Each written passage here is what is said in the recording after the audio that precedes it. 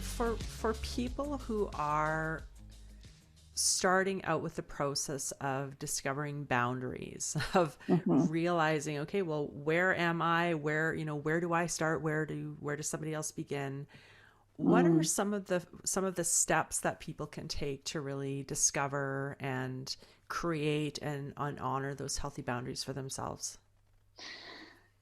The first thing I like to teach people, and I like to teach my clients, especially when I have a session with clients, we always start with a meditation and we start with a feelings check. So checking in with ourselves, how do I feel right now? And that's something we can do 2 or 3 times a day to really start to bring our attention in. What is going on for me right now? And a great place to start is boundaries with ourselves. So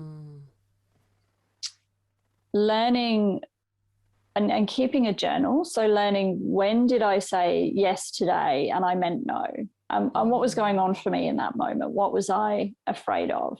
And often we're afraid of the other person being upset. We might be afraid of the other person yelling or getting angry with us, or giving us a silent treatment. There can be any number of reasons why we don't do what we know in our heart we need to do. So I get people to keep a bit of a journal and keep an eye on what they're doing throughout their day, because it's the little things throughout the day that make a difference. When someone says, can you feed my cat later? And you're already stretched to capacity and you go, yeah, sure. But on the inside, you're thinking, I don't have time to feed your cat.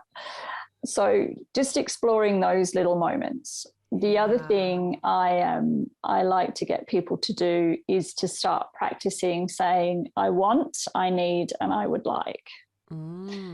Because for a lot of people, it's really difficult to say that. And people tend to dress up their wants and needs with lots of words to sort of, I call it softening the blow. People who struggle with boundaries are usually very indirect and they're afraid to ask clearly and directly for what they want. So I get them to practice, even if it's around their own home. I want, I need, I would like, because that can be really, really uncomfortable for some people. So they're just a few things, really checking in with yourself, asking how you feel, asking in any moment, what do I want? And listening to your body. Really trying to connect with your body and listen when your body says no, because your body will tell you. That's that's our biggest signal, is the body will say no. And we know in our gut. Again, when I was listening to your interview with Amanda, and she was talking about how she knew on the inside what she needed, but she was acting in a way that wasn't congruent with that. And we all do that until we learn to come more into alignment and speak our truth. So I think it's just good to start with that awareness. Where am I not acting congruently? And why might that be? What might be going on for me? And so you have is it a course, a Better Boundaries course or program, or can you tell me a little bit about that? Yes, I do. So it's an 8-week program.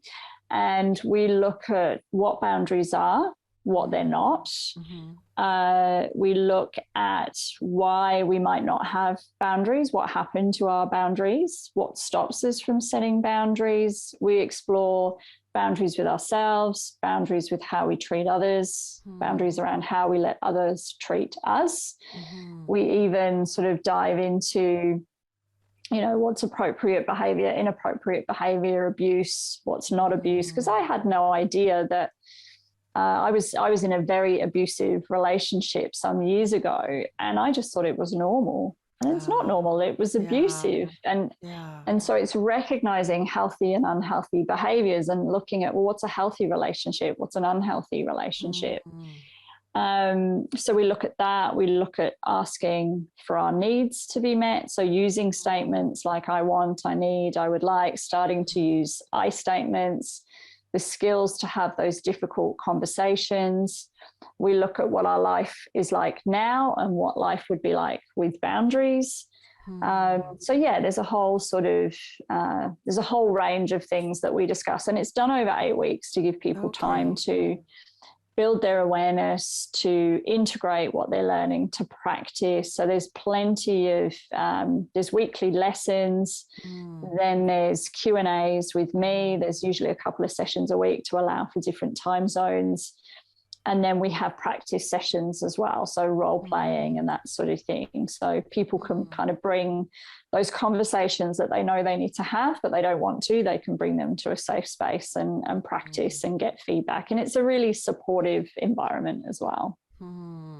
That sounds amazing. That sounds amazing. And I think you mentioned that your next one is starting in the new year. Yes, it will be running.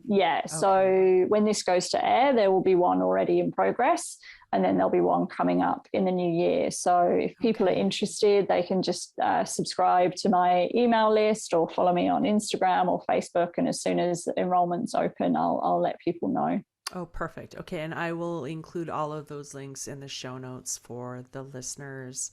Great. And so, Claire, any last words, if you could speak from your heart to the heart of a person listening, there's a message for them, what would that be that you'd want them to know?